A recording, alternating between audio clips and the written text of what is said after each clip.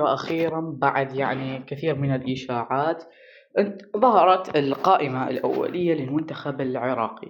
طبعا هاي القائمة تضم في حراسة المرمى كوميل سعد وأحمد باسل وفهد طالب، وفي الدفاع لبن سلاقة ومناف يونس وأكرم هاشم وزيد تحسين وفراس بطرس وحسين علي وميرخاز دوسكي وأحمد ماكنزي. أما في الوسط فحسن عبد الكريم وأيمار شير وبيتر كوركيس وزيد إسماعيل وأمير العماري وكيفن يعقوب وزيدان إقبال.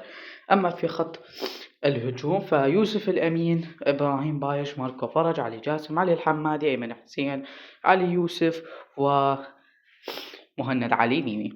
طبعا أنا راح نبدأ من مركز وراح نتكلم عليه. عندك في حراسة المرمى بسبب إصابة جلال حسن. طبعا المعروف عن المنتخبات الثبات دائما بمركز حراسة المرمى، يعني أنت لازم تثبت على حارس المرمى. هسه مثلا عندك إسبانيا ديفيد رايا أحسن 100 مرة من يوناي سيمون، لكن حارس المنتخب الإسباني إلى حد الآن يوناي سيمون، لأن المنتخبات وخاصة مدربين المنتخبات ثابتين على ثبات الخطة والتشكيل، ما يتغير حارس من مباراة ومباراتين. فأتوقع هاي خطوة بالنسبة لي منطقية من جراهام أرنولد، ما حد فهمها، إنه راح يخلي أحمد باسل الحارس الأساسي. أحمد باسل عنده ثقة كبيرة بالنفس، عنده شوية تصديات جميلة، حارس ذو ردة فعل جيدة.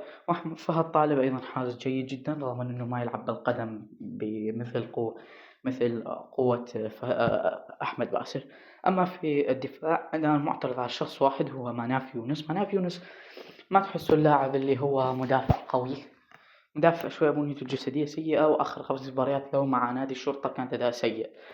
طبعا عندك أكرم هاشم توب التوب، زيد تحسين، هو وريبين سلاقة نفس الأداء، لكن أنا أفضل زيد تحسين بسبب أنه بدنيا أقوى من ريبين سلاقة، لأن ريبين سلاقة أكبر بالعمر. عندك فراس بطرس جيد، عندك حسن علي، مونخاز دوسكي عالمي، أحمد ماكنسي جيد شوي، حسن عبد الكريم جيد، عندك بيتر جورجيس ممتاز وعالمي، زيد إسماعيل أيضا ممتاز، سمير العماري، كيفن يعقوب إلى حد ما وسط تمام. بس عندك هذول الاثنين زيدان إقبال ويوسف الأمين. بالنسبة لي لو ما استدعاهم واستدعى لاعبين آخرين كان أحسن. عندك لاعبين آخرين يستحقون أكثر من هذول الاثنين. مثلا عندك يوسف الأمين، عندك اللي يستحق، عندك مثلا منتظر الماجد يستحق أكثر من يوسف الأمين، أو حتى علي يوسف أيضا ما أداء جيد الصراحة مع المنتخب، وخاصة إنه لاعب قليل خبرة. إيش تسوي بهذا اللاعب وأنت تفوت على أهم مباراة بتاريخ العراق الحديث إلى حد الآن أهم مباراة بتاريخ العراق الحديث اللي امتد من سنة 2007 إلى سنة الحالية، أهم مباراة راح تدخلها. تجيب لاعب ما عنده خبرة أو تجيب لاعبين مصابين، أتوقع هاي. عندك أيضا إبراهيم بايش أداؤه سيء آخر فترة، لكن نتمنى إنه يقدم أداء.